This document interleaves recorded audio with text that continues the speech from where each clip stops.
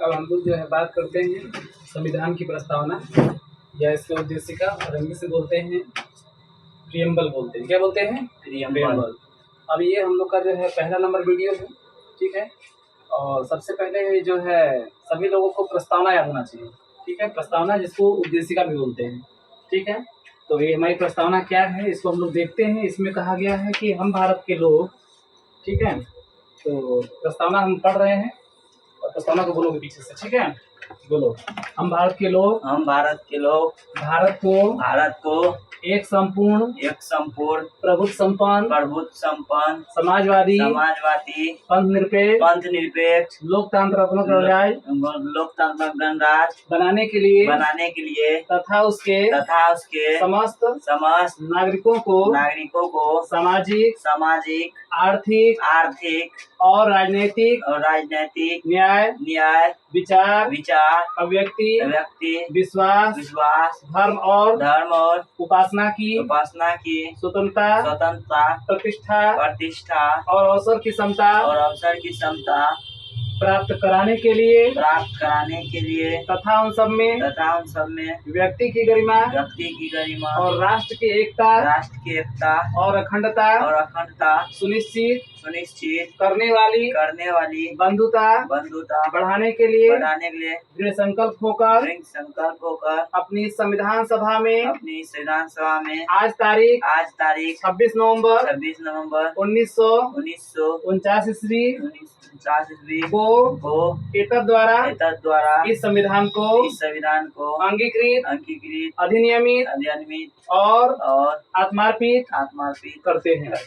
जय हिंद, जय भारत। तो सबसे पहले जरूरी है कि इस प्रस्तावना को याद होना चाहिए। हर बच्चे को प्रस्तावना के विषय में जानने के लिए क्या होना चाहिए, इसको याद होना चाहिए, ठीक है। तो अब इसमें एक एक चीजों को हम लोग जो है पहले शॉर्ट में समझने की कोशिश करते हैं और इसके बाद जो है आगे की वीडियो में और व्याख्या के साथ बताया जाएगा। सबसे पहले लिखा गया है कि हम भारत के लोग जिसको इंग्लिश में कहते हैं we the people of India. क्या बोलेंगे? We the people of India, ठीक है। इसका मतलब कि जो संविधान भारत का है ये भारत को लोगों को क्या है, समर्पित है। प्रश्न बनेगा कि संविधान के कर्ता धर्ता कौन है, तो भारत के लोग। क्या है? भारत के लोग। ये संविधान की प्रस्तावना में बताया गया। प्रस्तावना क्या होता है, ठीक है। प्रस्तावना जो है किसी भी चीज के लिए अगर हम लोग जो है प्रस्तावना में ये सब बातें लिख दी जाती हैं, संविधान में क्या क्या चीज निहित है, यह बात संविधान की प्रस्तावना में क्या किया गया है, शॉर्ट में सब कुछ बता दिया गया है। कह रहा है कि हम भारत के लोग, यानी कि ये भारत के लोगों की बात इसमें की गई है। भारत को एक संपूर्ण प्रभुत्व संपन्न, पूरे इंडिया को जो है एक संपूर्ण प्रभुत्व संपन्न बनाना है, ठीक है। जिसमें समाजवादी का मतलब कि अगर कोई भी चीज है तो उस पर जो है समाज में रहने वाले सभी लोगों का क्या हो, समान अधिकार हो। पंथ निरपेक्ष, तो पंथ निरपेक्ष का मतलब क्या होता है कि पंथ निरपेक्ष या धर्म निरपेक्ष बोल सकते हैं, वैसे अलग अलग चीजें हैं। तो चाहे वह किसी भी धर्म का हो, ठीक है, चाहे हिंदू हो, चाहे मुस्लिम हो, चाहे सिख ईसाई, कोई भी धर्म हो, ये सभी धर्मों के लिए बात की गई है कि पंथ निरपेक्ष या धर्म निरपेक्ष का मतलब होता है कि राज्य का कोई धर्म नहीं होता है और राज्य के कैटेगरी में सभी धर्म क्या होते हैं, समान होते हैं, ठीक है। ये हो जाएगा, या पंथ समान होते हैं। लोकतंत्रात्मक गणराज्य, ठीक है। यहाँ पर लोकतंत्र है, यहाँ पर राजा का शासन नहीं है, यहाँ पर जनता का शासन है। क्योंकि लोकतंत्रात्मक गणराज्य की बात करेंगे तो अब्राहम लिंकन जो कि अमेरिका के राष्ट्रपति थे, उन्होंने कहा था कि जनता द्वारा जनता के लिए जनता पर शासन करना ही क्या है, लोकतंत्र है। अब बात करते हैं बनाने के लिए तथा उसके समस्त नागरिकों को, ये भारत के समस्त नागरिकों की बात की गई है, उसके सामाजिक, ठीक है, आर्थिक और राजनीतिक न्याय, यानी कि भारत के समस्त नागरिकों के लिए कितने प्रकार के न्याय की बात की गई है, 3 प्रकार के। पहला न्याय क्या है, सामाजिक, दूसरा क्या है, आर्थिक, तीसरा क्या है, राजनीतिक न्याय, ठीक है। इस प्रकार से भारत के नागरिकों के लिए यहाँ पर बताया गया है संविधान की प्रस्तावना में ही कि 3 प्रकार के न्याय हैं। पहला जो न्याय है वो सामाजिक न्याय है, दूसरा आर्थिक न्याय है और तीसरा क्या है, राजनीतिक न्याय है। अब बात करेंगे विचार अभिव्यक्ति विश्वास धर्म और उपासना की स्वतंत्रता, ठीक है। अब यहाँ स्वतंत्रता की बात करेंगे तो संविधान की प्रस्तावना में जो है 5 प्रकार की स्वतंत्रता की बात की गई है। इसमें जो पहला स्वतंत्रता है वो क्या है, विचार। दूसरा क्या है, अभिव्यक्ति की है। तीसरा क्या है, विश्वास। चौथा क्या है, धर्म। पांचवा क्या है, उपासना, ठीक है। इस प्रकार से देख सकते हैं कि हमारे संविधान की प्रस्तावना में जो है 5 प्रकार की स्वतंत्रता की बात की गई है। पहला स्वतंत्रता जो है न्याय, पहला स्वतंत्रता जो है विचार है, दूसरा है अभिव्यक्ति है। ठीक है, अभिव्यक्ति का मतलब क्या होता है कि किसी चीज को विचार या अभिव्यक्ति को, अभिव्यक्ति मतलब किसी चीज को क्या करना, व्यक्त करने का अधिकार भी हमारे संविधान में है। विश्वास, विश्वास होना चाहिए। धर्म और उपासना की स्वतंत्रता, ठीक है, यहाँ पर धर्म की स्वतंत्रता है, हम विभिन्न धर्म को मान सकते हैं।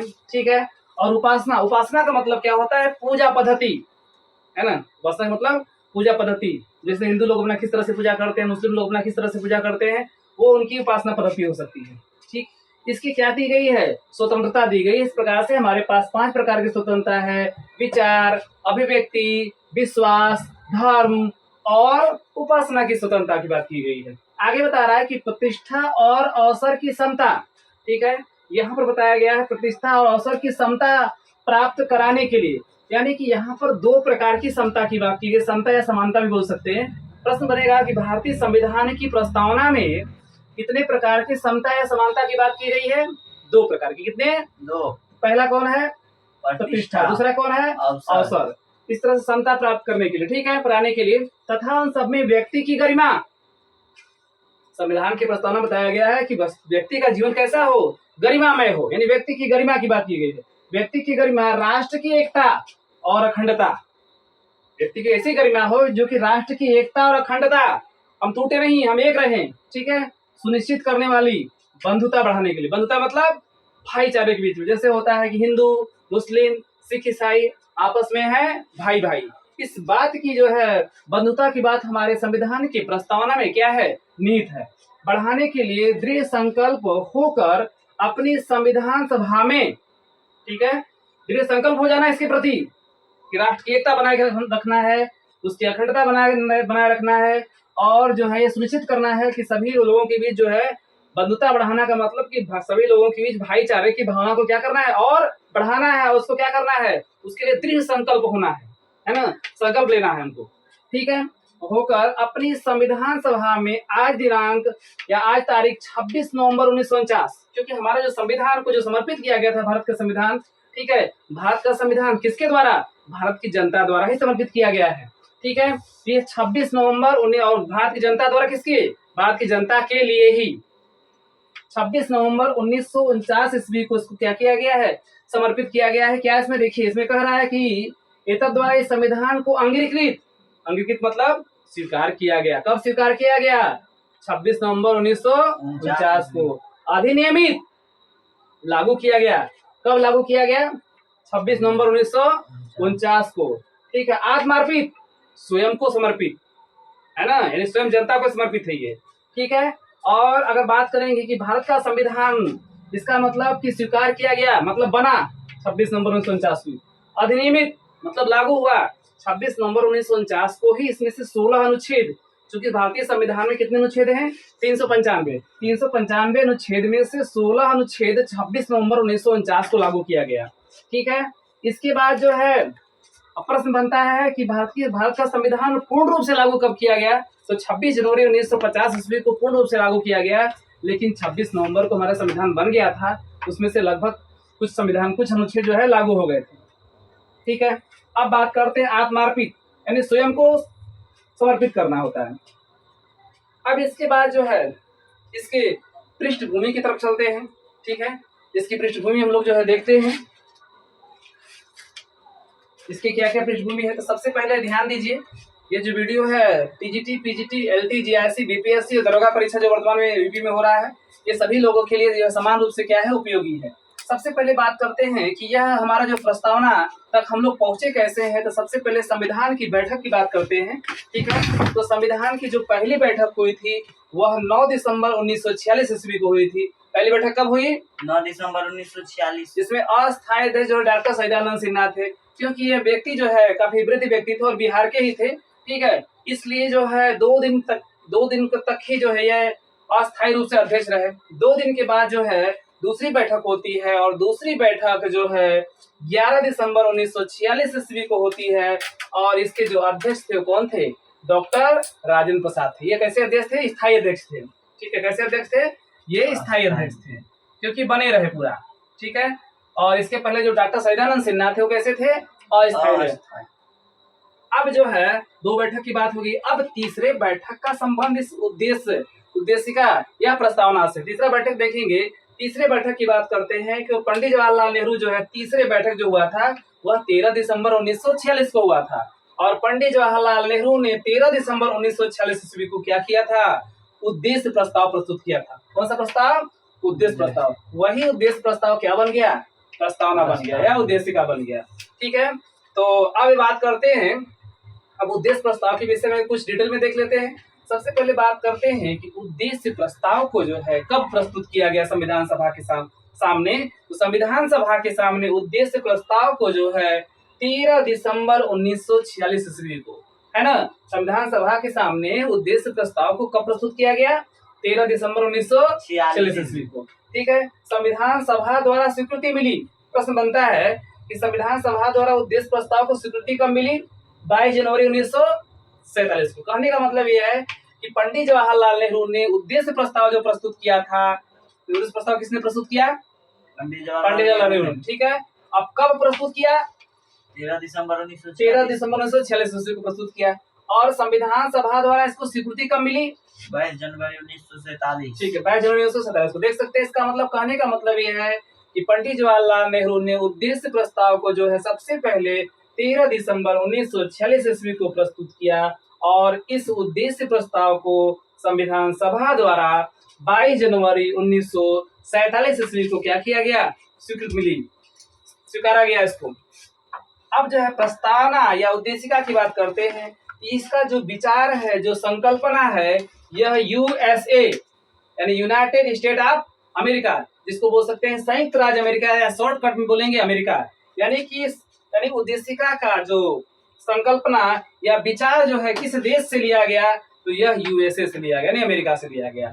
अब जो है प्रस्तावना की जो भाषा है, वह भाषा जो है किस देश से लिया गया? ऑस्ट्रेलिया से। किस लिया गया? ऑस्ट्रेलिया से। अब जो है प्रस्तावना के लिए जो शब्द है, उस शब्द का नाम क्या है? उद्देश्य प्रस्ताव। अब जो है प्रस्तावना क्या है? ठीक है, इस प्रस्तावना के अंदर क्या बताया गया है? तो प्रस्तावना जो है शासन का स्वरूप है, कैसा शासन होगा देश में। ठीक है, संविधान का उद्देश्य है, ये हमारा जो संविधान बन रहा है, इस संविधान का क्या उद्देश्य है, यह प्रस्तावना बताती है। प्रस्तावना के हम लोग देखें कि प्रस्तावना बताती है कि समाजवादी होना चाहिए देश में, पंथ निरपेक्ष होना चाहिए, लोकतंत्र देश में होना चाहिए। ठीक है, और 3 प्रकार की न्याय, सामाजिक, आर्थिक और राजनीतिक न्याय होना चाहिए। व्यक्ति के जो है 5 प्रकार की स्वतंत्रता होनी चाहिए, विचार, अभिव्यक्ति, विश्वास, धर्म और उपासना की स्वतंत्रता होनी चाहिए। ठीक है, ये संविधान का उद्देश्य हो गया। संविधान का उद्देश्य और सबसे अच्छा उद्देश्य क्या है? प्रतिष्ठा और अवसर की समता होनी चाहिए। व्यक्ति की प्रतिष्ठा भी होना चाहिए, उसका सम्मान भी होना चाहिए। ठीक है, और उसको अवसर भी मिलना चाहिए किसी चीज के लिए, काम के लिए। तो ये उसका होना चाहिए समानता या समता। इसके बाद व्यक्ति का जो जीवन हो, ये उद्देश्य ये है कि व्यक्ति का जीवन कैसा हो? गरिमामय हो, है ना, गरिमामय हो। और राष्ट्र की एकता और अखंडता, राष्ट्र की एकता और अखंडता क्या होनी चाहिए? सुनिश्चित होनी चाहिए। और ऐसी एकता और अखंडता सुनिश्चित होने के लिए होने वाली बंधुता बढ़ाने के लिए, यानी कि बंधुता मतलब भाईचारा, बंधुता का मतलब क्या होगा? भाईचारा, यानी भाईचारा को क्या करना है? बढ़ावा देने की बात की गई है। तो यही जो है संविधान का क्या है? उद्देश्य है। आगे देखिए, संविधान के लागू होने की तिथि इसमें दिया गया है कि संविधान के लागू होने की तिथि क्या है? तो 26 नवंबर 1949 ईस्वी को है। ठीक है, अब प्रश्न बनता है, कितने लोग अभी कंफ्यूजन में रहते हैं, क्योंकि प्रश्न को पूरा ध्यान से समझे। प्रश्न बनेगा कि संविधान पूर्ण रूप से लागू कब हुआ? तो 26 जनवरी 1950। लेकिन संविधान लागू कब हुआ था? 26 नवंबर 1949 को लागू हुआ था। तो इसमें कुछ अनुच्छेद 26 जनवरी 1949 26 नवंबर 1949 को लागू हो गए थे, लेकिन पूर्ण रूप से 26 जनवरी 1950 को क्या हुआ?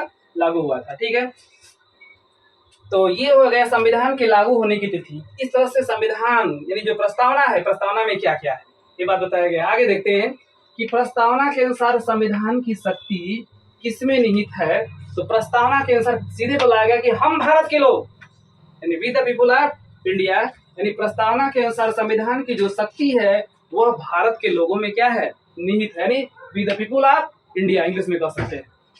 आगे देखिए, आगे जो हमने पढ़ा है उस पर क्वेश्चन देख लेते हैं। जैसे न्याय की बात करते हैं तो संविधान की प्रस्तावना में कितने प्रकार के न्याय हैं? 3 प्रकार के न्याय हैं, सामाजिक, आर्थिक और राजनीतिक न्याय, है ना। 3 प्रकार न्याय हो जाए, सामाजिक, आर्थिक और राजनीतिक न्याय की हो गई, बात हो गई। अब जो है बात करते हैं कि संविधान की प्रस्तावना में स्वतंत्रता कितनी है तो स्वतंत्रता कितनी है? 5 स्वतंत्रता है।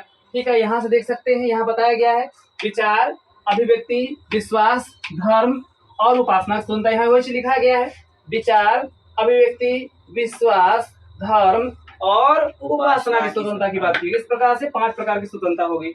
अब आगे बात करते हैं, समता की बात करते हैं। तो समता या समानता बोल सकते हैं। तो संविधान की प्रस्तावना में जो है 2 प्रकार की समता की बात की गई है। यहाँ पर देखिएगा, प्रतिष्ठा और अवसर। 1 नंबर में प्रतिष्ठा, 2 नंबर में अवसर हो जाएगा। तो इस तरह से समानता कितनी हो गई? 2 हो गई। अब बात करते हैं भ्रातृत्व यानी भाईचारा का जो शब्द का प्रयोग यहाँ पर देखिए यही है। तो भाईचारा का शब्द का प्रयोग संविधान में कितनी बार है? 1 बार है। अगला क्वेश्चन, मोस्ट इंपोर्टेंट क्वेश्चन, ठीक है, यह जो है सबसे यूनिक क्वेश्चन है। अब तक सभी प्रकार की परीक्षाओं में क्वेश्चन पूछा जा चुका है। ठीक है, इंडिया का कोई ऐसा एग्जाम नहीं जिसमें क्वेश्चन नहीं पूछा गया हो। SSC, railway, bank, air force, navy, NDA, CDS, UPSC, ठीक है, तमाम प्रकार की प्रतियोगी परीक्षाओं में ये क्वेश्चन पूछे जा चुके हैं। और यहाँ तक कि छात्रवृत्ति परीक्षा हो, कोई परीक्षा हो, सब परीक्षा में क्वेश्चन पूछे गए। कह रहा है कि 42वें संविधान संशोधन 1976 के द्वारा संविधान की प्रस्तावना में कितने शब्द जोड़े गए? तो 42वें संविधान संशोधन 1976 के द्वारा संविधान की प्रस्तावना में जो है 3 शब्द जोड़े गए। एक हो जाएगा समाजवादी, दूसरा हो जाएगा पंथ निरपेक्ष या धर्म निरपेक्ष, और तीसरा नंबर हो जाएगा और अखंडता। ठीक है, इस प्रकार से संविधान की जो प्रस्तावना है, जो संविधान नंबर 26 नंबर 1949 को लिखा गया, लेकिन उसके बाद 1976 में इसमें 3 प्रकार के संशोधन किए गए और 3 नए शब्द जोड़े गए। पहला जो शब्द होगा, यहाँ देखिए, ये समाजवादी जो शब्द है, ये संविधान की प्रस्तावना में अलग से जोड़ा गया था। ठीक है, कौन सा शब्द? समाजवादी शब्द। अब जो है दूसरा शब्द की बात करते हैं। जो दूसरा शब्द है वह संविधान की प्रस्तावना में पंथ निरपेक्ष शब्द जोड़ा गया। ठीक है, इसके बाद जो है 42वें संविधान संशोधन 1976 के द्वारा जो तीसरा जो शब्द जोड़ा गया, और अखंडता। यहाँ पर देखिए, और अखंडता शब्द जोड़ा गया। अगर टेक्निकली देखा जाए, वैसे तो 3 ही शब्द हैं, अगर टेक्निकली अगर देखा जाए तो 1, 2, 3 और को लेके तो कितने शब्द हो सकते हैं? 4 शब्द भी हो सकते हैं। ठीक है, लेकिन प्राय 3 ही लेते हैं, क्योंकि इसमें जो है 42वें संविधान संशोधन 1976 के द्वारा इसमें 3 शब्द जोड़े गए थे। पहला समाजवादी, दूसरा पंथ निरपेक्ष या धर्म निरपेक्ष, और तीसरा नंबर क्या हो जाएगा? अखंडता हो जाएगा। ठीक है, आज के लिए बस इतना ही। थैंक्स, फिर मिलते हैं अगले वीडियो में।